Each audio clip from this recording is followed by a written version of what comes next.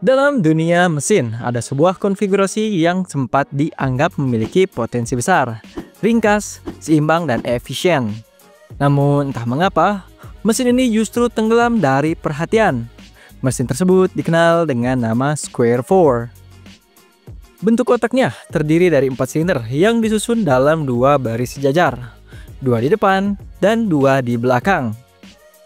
Selain itu, mesin Square 4 juga memiliki 2 crankshaft yang saling terhubung secara mekanis.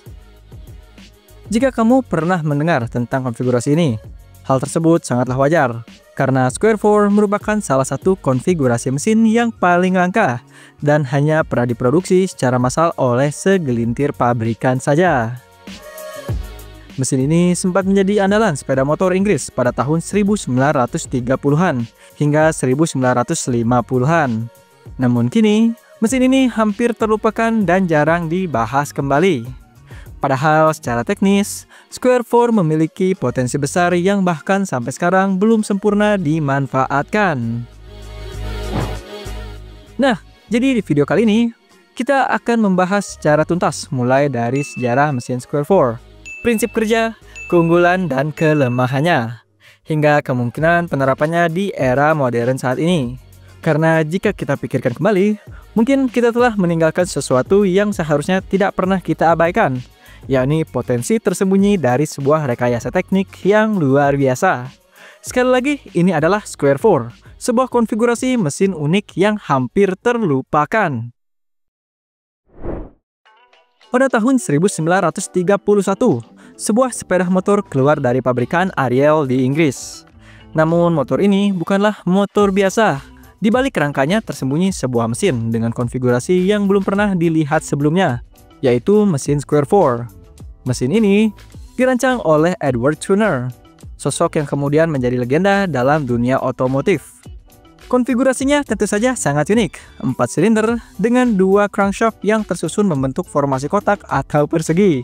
Pada saat mayoritas sepeda motor masih menggunakan mesin single silinder atau twin, Ariel hadir dengan pendekatan yang lebih kompleks, namun memberikan hasil yang jauh lebih halus dan bertenaga. Ketika pertama kali diluncurkan, performa mesin ini tergolong luar biasa. Mesin bekerja sangat halus, torsi yang dihasilkan besar, dan suara mesinnya pun khas serta mudah dikenali.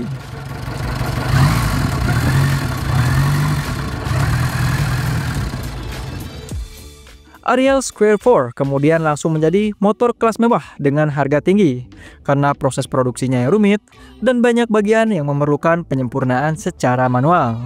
Namun dari segi atau sisi reputasi, motor ini sangat dihormati dan tidak diragukan kualitasnya. Namun sangat disayangkan, industri sepeda motor Inggris pada masa itu menghadapi masalah lama, yakni kualitas produksi yang tidak konsisten. Sementara pabrikan Jepang mulai mengadopsi sistem produksi yang lebih rapi dan efisien. Pabrikan Inggris masih berkutat dengan pengendalian kualitas yang setengah-setengah. Dan seperti yang bisa kita duga, meskipun Ariel punya produk yang unik dan inovatif, mereka perlahan mulai kalah bersaing di pasar global. Akhirnya, produksi mesin Square 4 dihentikan pada tahun 1959. Namun mesin ini meninggalkan warisan yang unik sebagai satu-satunya mesin Square 4 4 tak yang pernah diproduksi secara massal di dunia. Sekarang kita bahas konfigurasi dasar mesin Square 4. Pada dasarnya, mesin ini adalah gabungan dari 2 mesin twin yang masing-masing memiliki crankshaft sendiri. Kemudian disatukan dalam satu blok membentuk formasi kotak, 2 silinder depan dan 2 silinder di belakang. Setiap pasang silinder memiliki 1 crankshaft, sehingga secara total mesin ini memiliki 2 crankshaft. Kedua crankshaft tersebut lalu terhubung dengan 2 roda gigi, tepatnya di bagian tengah, sehingga putaran tetap sinkron dan menghasilkan satu poros output yang sama. Jika dilihat dari atas, tata letak mesin ini menyerupai huruf H. 2 piston yang berada di sisi kiri dan kanan bergerak searah, sementara kedua crankshaft berputar berlawanan arah untuk menyeimbangkan gaya rotasi.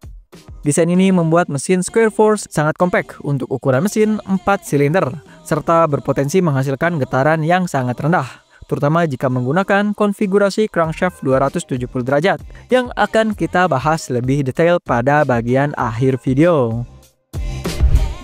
Pada versi awal Ariel, setiap silinder hanya dilengkapi dengan 2 katup, yaitu 1 katup intake dan 1 katup exhaust.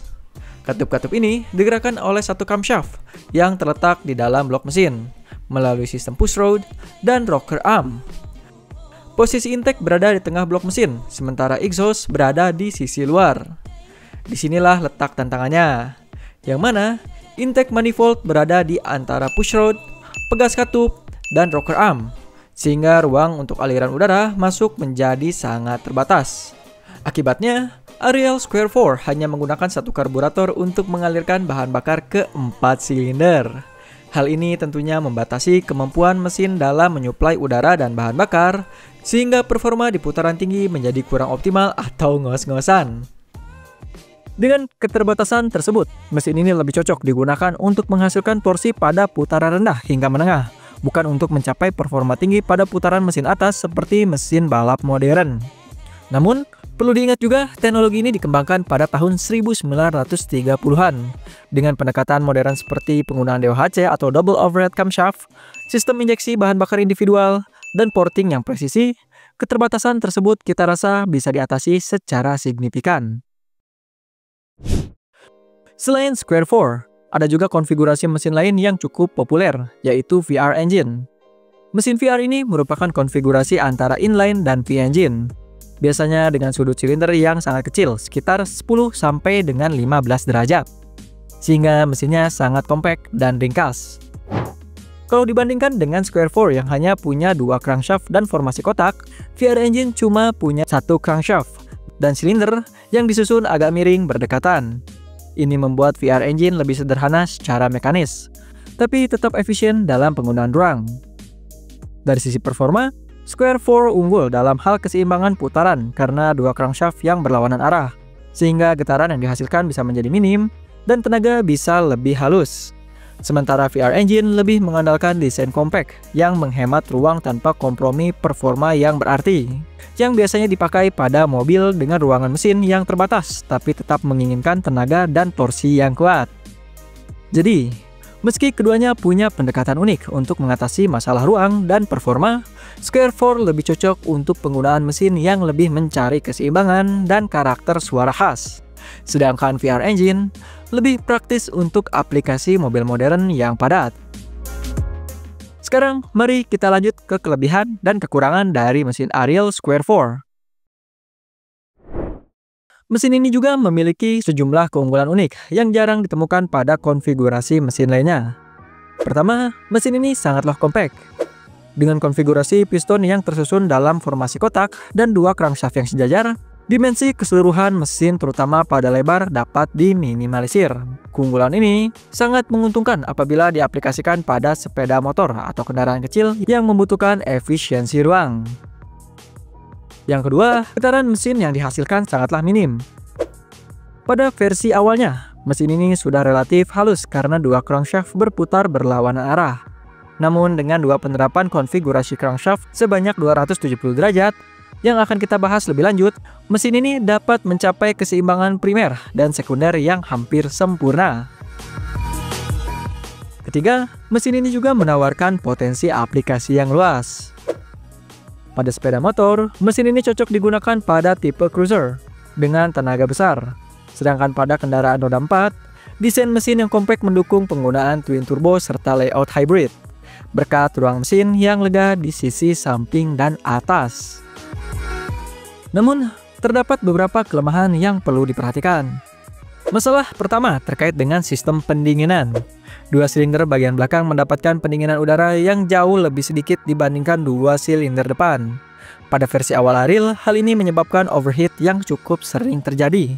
Namun saat ini, masalah tersebut tidak lagi menjadi kendala utama karena teknologi pendinginan cair atau yang biasa kita sebut dengan liquid cooling telah menjadi standar industri, sehingga isu ini sudah dapat dikatakan usang. Masalah kedua, dan secara teknis paling signifikan adalah keterbatasan sistem pernapasan mesin. Karena semua intake port berada di tengah blok silinder, sementara ruang di atasnya telah terpenuhi oleh jalur pushrod, pegas katup, dan rocker arm, desain manifold menjadi sangat terbatas, baik dari sisi ukuran maupun panjangnya. Kondisi ini menyebabkan aliran udara ke ruang bakar menjadi kurang optimal. Oleh karena itu, mesin Ariel Square 4 lebih mengutamakan torsi pada putaran rendah, bukan performa puncak pada putaran tinggi. Hal ini menjadi alasan mengapa mesin 4-stroke dengan konfigurasi Square 4 sangat jarang ditemukan. Sementara mesin 2-stroke atau 2 tak menjadi lebih umum karena tidak membutuhkan katup masuk dan dapat menghisap campuran udara dan bahan bakar melalui crankcase. Namun, dengan teknologi modern seperti DOHC, throttle body per silinder, dan penataan ulang posisi tangki bahan bakar, masalah ini tentunya dapat diatasi. Bahkan bukan hal yang mustahil untuk mengembangkan mesin Square 4 modern yang mampu menghasilkan performa tinggi dan suara khas layaknya mesin V4 Superbike. Mungkin pada masanya, mesin Ariel Square 4 dianggap sebagai teknologi yang sudah mencapai batasnya. Namun, jika kita lihat dengan perspektif teknologi modern, potensi mesin ini sebenarnya masih sangat besar. Salah satu inovasi yang dapat menghidupkan kembali Square 4 adalah dengan mengubah konfigurasi crankshaft dari sudut 180 derajat menjadi 270 derajat twin. Mengapa hal ini menjadi penting? Pada mesin dengan konfigurasi 270 derajat, ketika satu piston berada di titik mati atas atau TMA, piston lain berada di tengah langkahnya. Artinya dua piston berada di posisi TMA, dan dua lainnya berada di posisi tengah langkah.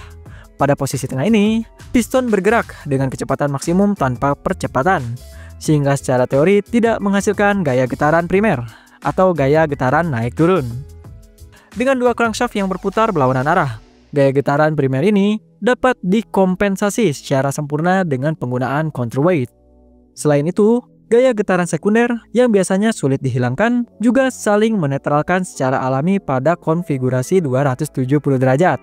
Hasil akhirnya adalah mesin dengan keseimbangan internal yang hampir sempurna tanpa memerlukan balancer shaft tambahan. Dulu, pembuatan crankshaft dengan 270 derajat membutuhkan proses yang rumit, mahal, dan banyak trial and error. Di era forging manual tanpa bantuan CAD atau CNC, tidak banyak pabrikan yang berani mengambil resiko tersebut. Namun, kalau kita lihat sekarang, dengan kemajuan teknologi CAD dan machining precision, proses tersebut dapat dilakukan dengan mudah dan cepat. Tidak mengherankan jika banyak motor modern yang mengadopsi konfigurasi 270 derajat twin, mulai dari Yamaha MT Series hingga Ducati Scrambler. Sekarang mari kita coba bayangkan bagaimana jika pendekatan ini diterapkan pada mesin Square 4. Di antaranya kita bisa mendapatkan suara mesin yang mendekati karakter V4 Racing, namun dengan bobot dan dimensi yang jauh lebih kompak. Selain itu, konfigurasi ini sangat ideal untuk aplikasi performa tinggi pada mobil masa depan. Contohnya, seperti setup twin turbo yang simpel, dengan satu turbocharger di setiap sisi mesin. Lalu sistem hybrid yang mudah diintegrasikan, karena ruang di atas dan di samping mesin cukup untuk menempatkan motor listrik atau inverter. Dan distribusi berat yang optimal, karena crankshaft sejajar memungkinkan mesin dipasang lebih rendah, demi center of gravity yang ideal atau COG yang baik. Dengan kemasan yang padat dan potensi keseimbangan yang tinggi, Square 4 memiliki karakter unik, yakni minim getaran, suara khas yang menarik, tempat penyimpanan yang kecil, dan sangat cocok untuk aplikasi high performance. Namun sangat disayangkan pasar massal mungkin belum siap atau kurang peduli dengan konfigurasi seperti ini. Tapi mungkin siapa tahu, karena mungkin tidak ada yang tahu masa depan, suatu saat nanti ada brand yang berani memproduksi batch terbatas mesin Square 4 modern untuk membuktikan bahwa konfigurasi ini belum usang dan jelas akan hadir menjadi collectible item yang sangat-sangatlah menarik di kalangan pencinta kendaraan. Mesin Square 4 memang sangatlah unik. Dari sejarahnya yang penuh cerita, konfigurasi dasarnya yang cerdas, hingga potensi teknik modern yang menjanjikan. Mesin ini memiliki semua elemen untuk menjadi sebuah legenda. Meski dulu kalah bersaing karena tantangan biaya produksi, masalah pendinginan, dan keterbatasan ruangan intake, teknologi masa kini mampu mengatasi semua itu. Dengan penerapan crankshaft 270 derajat dan dukungan CAD atau CNC, Square 4 dapat menjadi mesin dengan keseimbangan hampir sempurna, suara khas yang menarik, serta ukuran yang kompak. So, bagaimana tanggapan kalian tentang mesin yang satu ini? Tulis di kolom komentar di bawah ya. Dan seperti biasa, kalau ada yang mau menambahkan atau memberikan kritik dan juga saran, langsung aja simpan di kolom komentar di bawah. See you in the next video, and thanks for watching.